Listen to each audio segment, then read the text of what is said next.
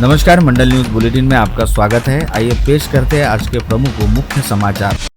आगामी 6 फरवरी को होने जा रहे अमरावती महानगर पालिका के महापौर व उप महापौर पद के चुनाव हेतु आज नामांकन दाखिल करने के दिन ही लगभग यह तय हो गया है कि अमरावती मनपा में अगले महापौर व उप महापौर कौन होंगे।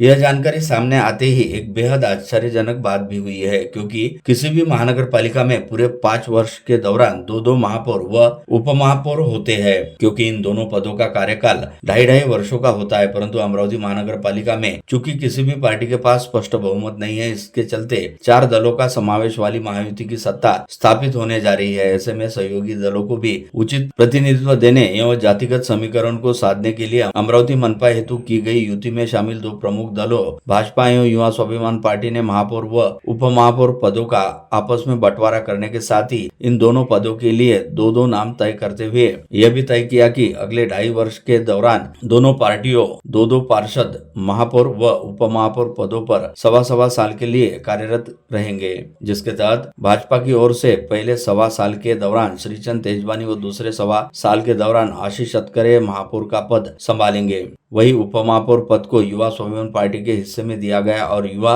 स्वाभिमान पार्टी की ओर से पहले 1.25 साल सचिन भेंडे और अगले 1.25 साल अजय जायसवाल को उप महापौर बनाया जाएगा। 2.5 वर्षों की बजाय 1.25 साल के कार्यकाल हेतु दोनों पार्टियों द्वारा अपने पार्षदों को नामित करने के साथ ही उनके निर्वाचन की भी बात लगभग पक्की हो गई है, क्योंकि 4 दलों का समावेश रहने वाली इस युति में बहुमत से कहीं अधिक पार्षदों की संख्या व समर्थन है। ये घोषणा करने के साथ ही भाजपा की ओर से अमरावती मनपा के निर्वाचन निरीक्षक बनाए गए विधायक संजय कुटे तथा भाजपा शहराध्यक्ष डॉक्टर नितिन धांडे सहित भाजपा पदाधिकारियों की मौजूदगी में महापौर पद हेतु नामित श्रीचंद तेजवानी व आशीष अतकरे का पुष्पगुच्छ देकर भावपूर्ण सत्कार किया गया। वहीं दूसरी ओर युवा स्वाभिमान पार्टी ने भी उप महापौर पद हेतु नामित अपने दोनों पार्षद सचिन भेंडे व अजय जायसवाल का भावपूर्ण सत्कार करते हुए उन्हें शुभकामनाएं दी।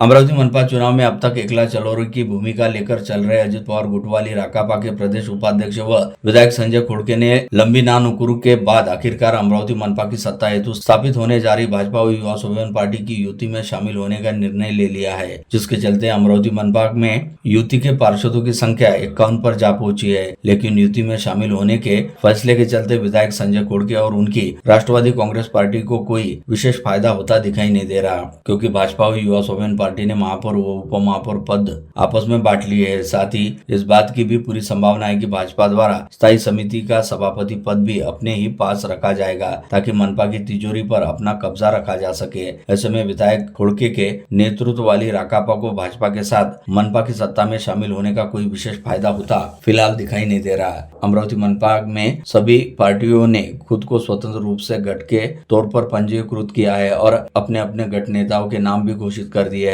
ऐसे में सभी दलों को उनके संख्या बल के आधार पर तय कोटे के अनुरूप स्थायी समिति सहित विषय समिति के सदस्यों पदों में प्रतिनिधित्व अथवा हिस्सेदारी मिलेगी। ऐसे में विधायक संजय खोड़के यदि सत्ता में शामिल नहीं भी होते तो भी उन्हें स्थायी समिति सहित विषय समिति के सदस्य पदों पर पक्षीय बलाबल की स्थिति के अनुरूप प्रतिनिधित्व मिलना तय था। वही अब सत्ता में शामिल होने के चलते राकापा को कुछ विषय समितियों में सभापति पद जरूर मिल सकते हैं। वही दूसरी ओर यह माना जा रहा है कि चूंकि भाजपा और युवा स्वाभिमान पार्टी ने महापौर व उप महापौर पद आपस में बांट दिए हैं, ऐसे में शायद राकापा को साथ आने की एवज में स्थायी समिति सभापति पद मिल सकता है। परंतु राजनीतिक जानकारों के मुताबिक भाजपा द्वारा ऐसा किए जाने की संभावना बेहद कम है, क्योंकि भाजपा हर हाल में मनपा के खजाने की चाबी को अपने पास ही रखना पसंद करेगी। यदि ऐसा होता है तो कहा जा सकता है कि विधायक खोड़के भाजपा के साथ मनपा की सत्ता में शामिल होकर भी शामिल नहीं है और उनकी झोली पूरी तरह से खाली रहेगी। परंतु इसके बावजूद डिप्टी सीएम अजित पवार के आकस्मिक निधन की वजह से बदले हुए राजनीतिक हालात में विधायक खोड़के के सामने और कोई दूसरा पर्याय भी बाकी नहीं बचा है, क्योंकि सत्ता पक्ष में शामिल होने की बजाय विपक्ष में बैठना अब विधायक खोड़के के लिए काफी घाटे का सौदा साबित हुआ है। मनपा के चुनाव पश्चात सर्वाधिक 25 पार्षद संख्या के साथ सदन में सबसे बड़ी पार्टी बनकर उभरी भाजपा ने अपने सहयोगी दलों के साथ चुनाव पश्चात गठबंधन करते हुए जहां एक और बहुमत के लिए जरूरी संख्या से अधिक पार्षदों का समर्थन जुटा लिया, वहीं दूसरी ओर महापौर पद का अपना दावा पेश करने के साथ ही महापौर पद के लिए नामित किए जाने वाले नामों पर भी विचार विमर्श करना शुरू किया था, जिसके तहत जहां गत रोज नागपुर में भाजपा की कोर कमेटी की बैठक करते हुए कुछ नीतिगत निर्णय लिए गए, वही आज स्थानीय होटल महफिल में आयोजित बैठक में कमेटी द्वारा महापौर पद के लिए तय किए गए 2 नामों पर अंतिम मुहर लगाई गई, जिसके तहत तय किया गया कि अगले 2.5 वर्ष के दौरान पार्टी द्वारा सवा वर्ष के कार्यकाल हेतु 2 पार्षदों को महापौर के तौर पर काम करने का अवसर प्रदान किया जाएगा, जिसके तहत पहले 1.25 वर्ष श्रीचंद तेजवानी व अगले 1.25 वर्ष आशीष अतकरे महापौर होंगे। अमरावती मनपा में भाजपा युवा स्वाभिमान पार्टी एवं अजित पवार गुट वाली राष्ट्रवादी कांग्रेस पार्टी द्वारा मिलजुल कर सरकार बनाई जा रही है। यह बात लगभग तय हो चुकी है, लेकिन इस सत्ता में शिंदे गुट वाली शिवसेना शामिल होगी अथवा नहीं, यह अभी तक स्पष्ट नहीं हो गया, क्योंकि शिंदे गुट वाली शिवसेना के स्थानीय पदाधिकारियों ने इसे लेकर अब तक अपने पत्ते नहीं खोले।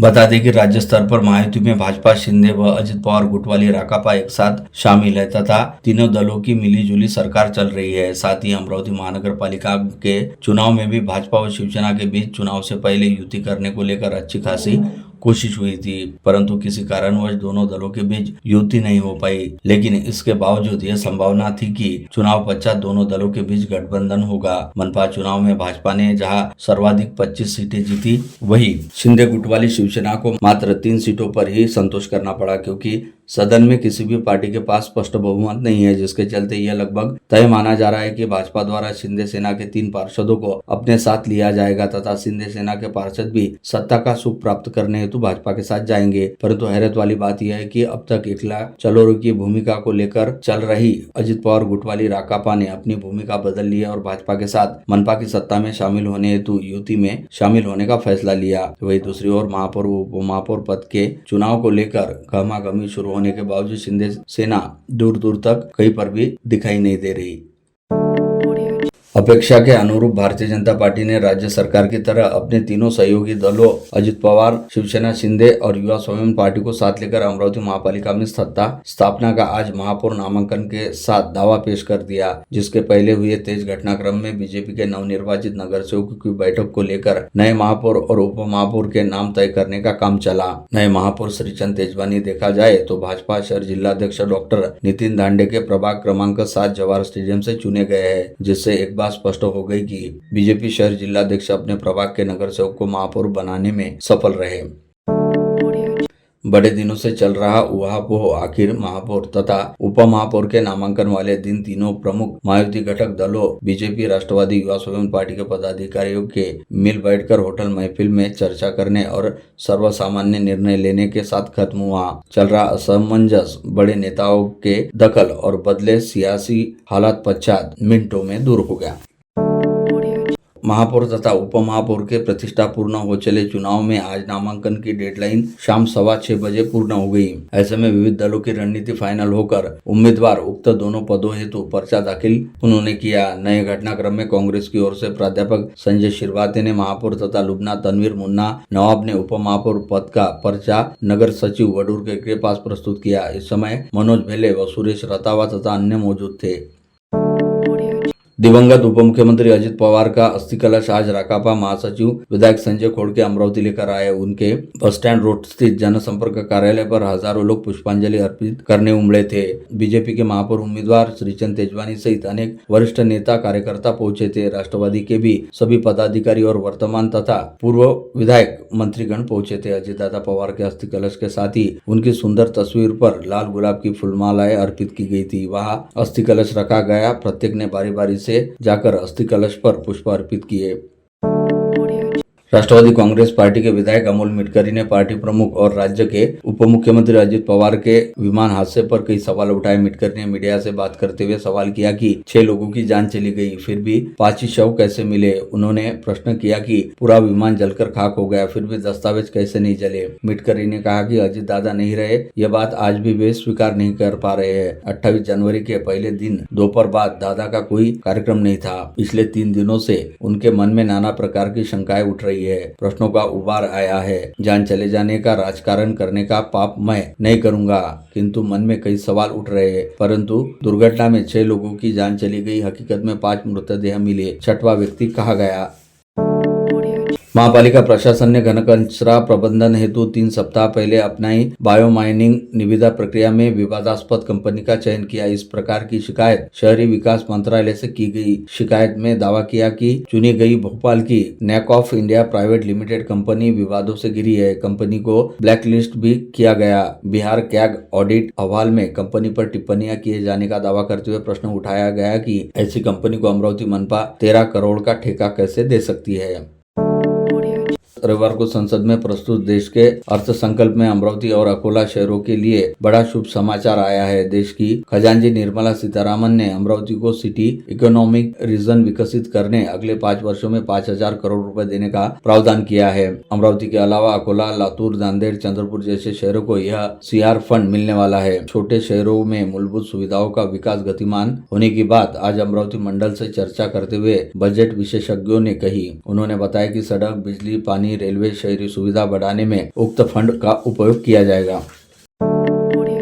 रविवार को देश की संसद में प्रस्तुत 2026-27 के अर्थ संकल्प के प्रावधानों का आज आमतौर पर कर विशेषज्ञों और आर्थिक क्षेत्रों के जानकारों ने स्वागत योग्य बताया है। अधिकांश टैक्समैन ने कहा कि कई क्षेत्रों में अपेक्षित राहत नहीं मिल सकती। वहीं अनेक क्षेत्रों में अपेक्षा के अनुरूप घोषणाएं होने से बजट को उन्नतिपरक कहा जा सकता है। आर्थिक सुधारों से वित्त मंत्री निर्मला सीतारामन ने अभी हाथ दूर रखा है, फिर भी अनेक घोषणाएं स्वागत योग्य है। बड़े शहरों को जोड़ने वाला खास हाई स्पीड रेल मार्ग और 20 नए जल मार्ग की घोषणा भी सराहनीय है।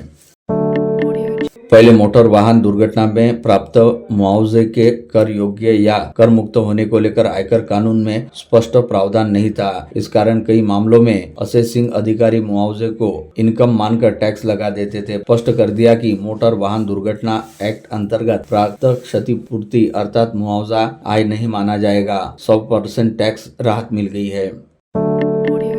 रियल एस्टेट सेक्टर पुरुष प्रधान है। इस सेक्टर में कई पुरुष सफल व्यवसायी भी साबित हुए हैं। हालांकि उनकी सफलता के पीछे उनकी पत्नियों का हाथ है। ऐसे में महिलाओं को भी रियल एस्टेट के सेक्टर में भागीदारी बढ़ानी चाहिए, ऐसा अभिनेत्री गिरिजा ओक ने क्रेडाई एक्सपो के मुआयने के बाद कहा। मराठी फिल्मों और हिंदी व कन्नड़ फिल्मों व वेब सीरीज ने अपनी अदा और अभिनय का परचम फहरा रही गिरिजा ओक 1 फरवरी को अमरावती में जारी क्रेडाई एक्सपो में पहुंची थी। इस दौरान उन्होंने क्रेडाई एक्सपो की सभी स्टॉल का मुआयना किया और सभी बिल्डर्स के प्रोजेक्ट की जानकारी भी हासिल की। इस दौरान क्रेडाई के सभी पदाधिकारी भी मौजूद थे। मुआयने के बाद अभिनेत्री गिरिजा ओक का क्रेडाई के पदाधिकारी द्वारा स्वागत किया गया। इस दौरान गिरिजा ओक ने कहा कि अमरावती जैसे टियर 2 शहर जब प्रगति करते हैं तो अच्छा लगता है, क्योंकि जीवन में एक पड़ाव आता है जब व्यक्ति अपने शहर में मानसिक शांति और अकेलापन की तलाश में आता है और वही बसना पसंद करता है। शहर में उभरते हिंदी रचनाकार चंद्रभूषण किल्लेदार को हाल ही में वृक्षबेल राज्य स्तरीय साहित्य मंच के दूसरे राज्य स्तरीय कवि सम्मेलन में सहभागी होने का सम्मान प्राप्त हुआ। उसी प्रकार राजमाता जिजाऊ काव्य लेख में उन्हें प्रोत्साहन पुरस्कार प्राप्त हुआ। यह स्पर्धा तितिक्षा इंटरनेशनल पुणे ने अपने दशक पूर्ति उपलक्ष्य में कहा। गोंडवाना विद्यापीठ गडचिरोली के कुल सचिव डॉक्टर अनिल हिरेखन, सावित्रीबाई फुले पुणे विद्यापीठ के प्रभारी कुल सचिव डॉक्टर विजय करे, डॉक्टर BR वाघमारे ने हाल ही में दादा साहब गवई स्मारक का अवलोकन किया। दादा साहब के प्रेरणास्पद जीवन वृत्तांत की समीक्षा की। दोनों विद्यापीठ के कुल सचिव ने चावसे स्मारक परिसर की स्थिति प्रदर्शनी को भेंट दिया। अंतर्राष्ट्रीय क्रिकेटर जितेश शर्मा के पिता मोहनलाल सीताराम शर्मा, इनका अल्प बीमारी पश्चात रविवार को स्वर्गवास हो गया। वे अपने पीछे पत्नी, 2 पुत्र जितेश और नितेश सहित परिवार छोड़ गए। उनका दाह संस्कार रविवार दोपहर 12 बजे हिंदू मोक्षधाम में किया गया।